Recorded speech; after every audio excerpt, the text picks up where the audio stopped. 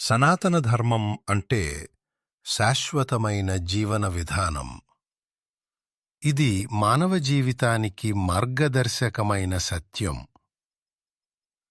ఇది మనకు సత్యం, న్యాయం, కరుణ, ప్రేమతో జీవించటం నేర్పిస్తుంది.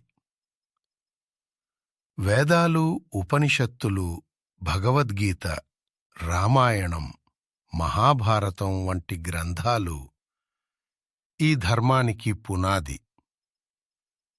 సనాతన ధర్మం చెబుతుంది, ధర్మో రక్షతి రక్షితః అంటే నువ్వు ధర్మాన్ని కాపాడు, అది నిన్ను కాపాడుతుడుతుంది.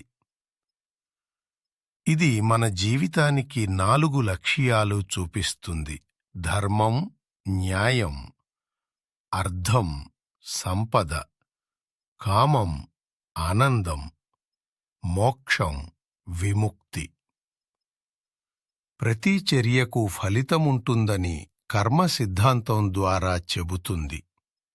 అహింస నియమధ ద్వారా చెబుతుంది. అహింస యోగం, ధ్యానం, భక్తి, దానం వంటి విలువలను బోధించి మన ఆత్మసాక్షాత్కారానికి దారి చూపుతుంది. ప్రతి జీవిలో దేవుడు ఉన్నాడని, ప్రతి మతం గౌరవించదగినదని ఇది నేర్పుతుంది.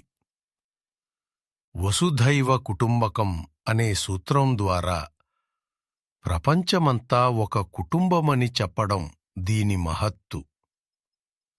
సనాతన ధర్మం శక్తివంతమైందిగా భావించబడటానికి కారణం ఇది విజ్ఞానం, ఆధ్యాత్మికత, ప్రకృతి మరియు మానవతా విలువలను ఏకం చేస్తూ మనిషి శాంతి, ధర్మం, జ్ఞానం, దైవతత్వం వైపు నడిపించే శాశ్వత సత్యమైందిగా నిలిచింది.